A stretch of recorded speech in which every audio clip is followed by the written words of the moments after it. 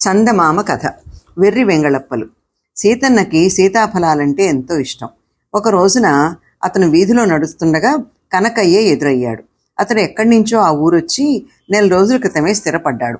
కనకయ్య చేతిలో సీతాఫలం ఉంది. సీతన్న ఆశ్చర్యంగా, ఇది సీతాఫలాల కాలం కాదే, ఈ పండు నీకెక్కడిది అని అడిగాడు. ఇందులో ఆశ్చర్యమే ఉంది, మా దొడ్లో మామిడి చెట్టు ఏడాది పొడుగునా అన్ని రకాల ఫలాలు ఇస్తుంది అన్నాడు కనకయ్య. అదెలా సాధ్యం అన్నాడు సీతన్న ఇంకా ఆశ్చర్యంగా. ఎందుకు సాధ్యం కాదు?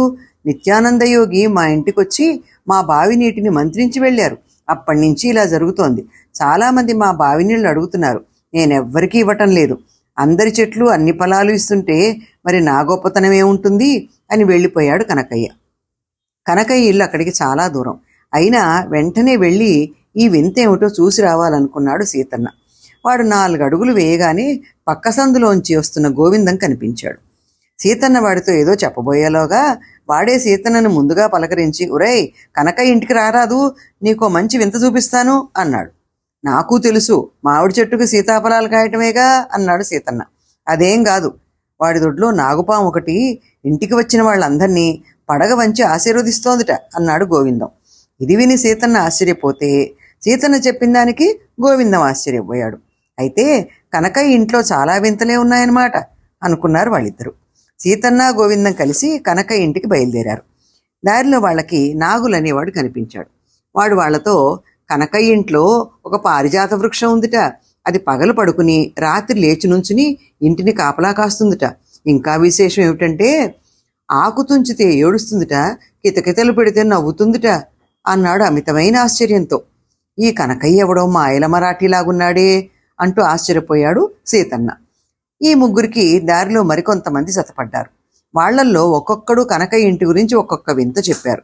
కనకయ్య ఇంట్లో చీపురు దానంతట అదే ఇల్లు ఉడుస్తుందన్నాడు ఒకడు. అతడి ఇంట్లో తరగని డబ్బిచ్చే అక్షయపాత్ర ఉందన్నాడు మరొకడు. ఇలా మొత్తం 10 మంది దాకా చేరి కనకయ్య ఇంటికి వెళ్ళారు. ఆ సమయంలో కనకయ్య ఇంటి తలుపులు మూసున్నాయి. సీతన్న పోయి తలుపు తట్టాడు. లోపల నుంచి ఎవరో వస్తున్న అడుగుల చప్పుడు అందరికీ వినిపించింది. ఇన్ని వింతలున్న కనకయ్య ఇంట్లోని మనుషులు దేవతలా దయ్యాలా, వాళ్ళు ఎలా ఉంటారు అన్న ఆత్రంతో ఉన్నారు వాళ్ళు. కిర్రుమంటూ తలుపులు తెరుచుకున్నాయి. సుమారు 15 ఏళ్ల కుర్రాడు వచ్చి వాళ్ళని చూసి ఆశ్చర్యంగా, ఎవరండి మీరు అని అడిగాడు.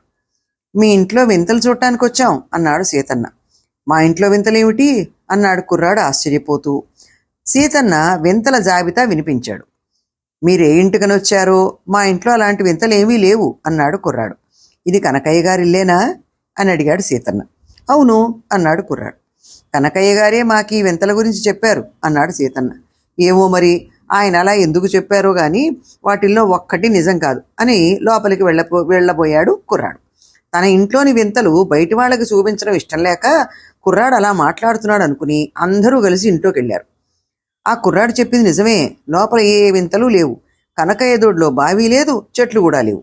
వచ్చిన 10 మందికి చాలా కోపం వచ్చింది. వాళ్ళు అక్కడి నుంచి దూకుడుగా కనకయ్యను వెతుకుతూ బయలుదేరారు. దారిలో వాళ్ళకు ఒక చోట కనకయ్య కనపడ్డాడు. సీతన్న కోపంగా, నువ్వు మా అందరికీ అబద్ధాలు చెప్పావు అవునా అన్నాడు. అవును అన్నాడు కనకయ్య తొణక్కుండా. అలా ఎందుకు చెప్పావు అన్నాడు సీతన్న ఉగ్రుడైపోతూ. కొత్తగా ఏదైనా గ్రామం వెళ్ళి నివాసం ఏర్పరచుకున్నప్పుడు ఆ గ్రామంలో వెర్రి వెంగళప్పలు ఎవరో, తెలివైన వాళ్ళు ఎవరో ఎలా తెలుస్తుంది అన్నాడు కనకయ్య. అబద్ధాలు చెబితే తెలుస్తుందా అన్నాడు గోవిందం రెట్టిస్తూ. ఎందుకు తెలియదు, నా అబద్ధాలు నమ్మిన వాళ్ళందరూ వెర్రి వెంగళప్పలే కదా అని జవాబిచ్చాడు కనకయ్య. సీతన్న మిగతా వాళ్ళు ముఖముఖాలు చూసుకున్నారు.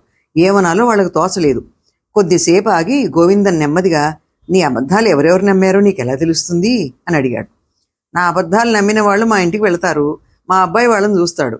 ఒకసారి చూసిన ముఖాల్ని వాడు మళ్ళీ మర్చిపోడు, వాడిని అడిగి తెలుసుకుంటాను అన్నాడు కనకయ్య. నువ్వు ఇప్పుడు ఇంటికి వెళ్తున్నావా అన్నాడు సీతన్న. లేదు, ఊళ్ళో ఇంకా చాలా పనులున్నాయి అన్నాడు కనకయ్య. సీతన్న అతడి వెంట ఉన్నవాళ్ళు కనకయ్యకి వస్తాం అని చెప్పి సరాసరి అతడి ఇంటికి వెళ్ళారు. మళ్ళీ ఎందుకు వచ్చారు అన్నాడు కనకయ్య కొడుకు. అందరం తలో వరహా ఇచ్చుకుంటాం. మేము మీ ఇంటికి వచ్చి వింతల గురించి అడిగినట్టు మీ నాన్నకి చెప్పకూడదు, సరేనా అని అడిగాడు సీతన్న. అలాగే చెప్పను అని కనకయ్య కొడుకు అన్న తర్వాత సీతన్న వాడికి 10 వరహాలు ఇచ్చి మిగతా వాళ్లతో బయలుదేరి వెళ్ళాడు. కనకయ్య ఊరంతా తిరిగి రాత్రికి ఇల్లు చేరాడు. కనకయ్య కొడుకు తండ్రిని చూడగానే ఉదయం నుంచి సాయంకాలం దాకా